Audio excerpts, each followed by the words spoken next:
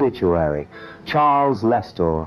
He was a mature and impressive man. His effect on the eager audiences of the post-1914 to 18 war was electric.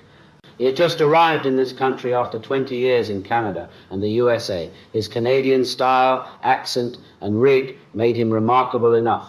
His address to the large audiences of unemployed ex-servicemen was extraordinary. When most of the ILP and communist unemployed organizers devoted their attention to personal invective against individual ministers, or the usual temporary nostrums for increase of the dole, or much more prevention of its decrease. Lestor never failed, in my hearing at least, to go straight to the root of the matter. He just could not speak to an audience without dealing with the capitalist system. From that day to this, I have never wavered in the opinion that of all the speakers I have heard, Lestor in those days was out on his own as a powerful exponent of Marxian economics in a popular trenchant style. In clipped and rugged American terms, without a word wasted, he would grip a large audience from the first phrase and proceed to build up a rigorously logical exposition of surplus value.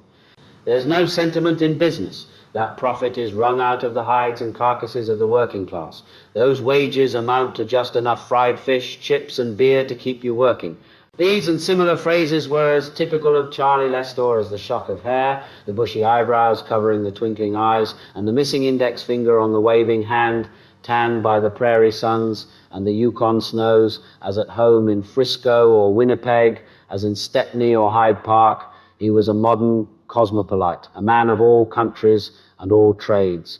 I'm the laziest cuss under the sun. He would blandly inform his audiences, omitting to mention his jobs as gold miner, farm hand, blacksmith, printer and editor of the largest trade union paper in Canada. Many will remember his broadcast in the BBC program of his part as the cook who could not cook in the record drive of many thousand head of cattle to Chicago from the west. For many years I lost touch, but immediately remade his acquaintance on joining the SPGB in 1939. Much water had flown under the bridge. The years were beginning to take their toll. In the bitter weather of 1941, it was Charles Lestor who attended regularly at the Gloucester Place office of the party in a balaclava hat, sometimes with frost on his eyebrows, to give instruction and counsel to young members in between air raid warnings. Subsequently, I read through the minutes of those talks, which covered a wide field of history, economics, and current affairs. Those fortunate enough to attend obtained a practical background of knowledge which affected their whole lives. In 1945, the post of full-time propagandist fell vacant. At an age when most men asked nothing more than their carpet slippers, Lestor applied and was appointed. As central organizer of the party at the time, I went over to see him in London and made sure, as it was snowing heavily, that he had some reasonably warm equipment for the bitter trip to Glasgow that night. He invited me to spend the day there, which passed discussing international politics, the peace, education, music, and Omar Khayyam. The years passed rapidly by, and many were the demands of the party on Lestor's services. I cannot recall one occasion when these were refused or denied. Whether the meeting was large or small, far or near, early or late, he accepted as a matter of course. As time marched on, it became apparent that even a man as vigorous, tough, and energetic as Charlie Lestor could not beat Anno Domini indefinitely. Still, the indomitable spirit refused to give up. In weather when he should have been indoors at home, he was regularly at Lincoln's Inn and Tower Hill.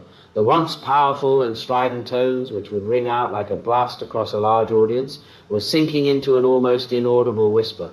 Never did his sense of humour desert him. His remarks were now often punctuated by a quiet chuckle. He tended in later years to an exaggerated optimism with regard to socialist, which other well-known socialist speakers have also expressed.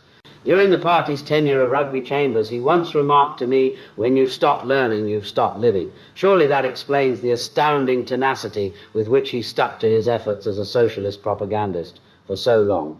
He was always anxious and ready to try and learn. He had the socialist's humility to knowledge. A busy lifetime of effort on behalf of socialism has assured for him the only sort of immortality which socialists know, a permanent place in the memories of his fellow warriors against ignorance for happiness. Horatio,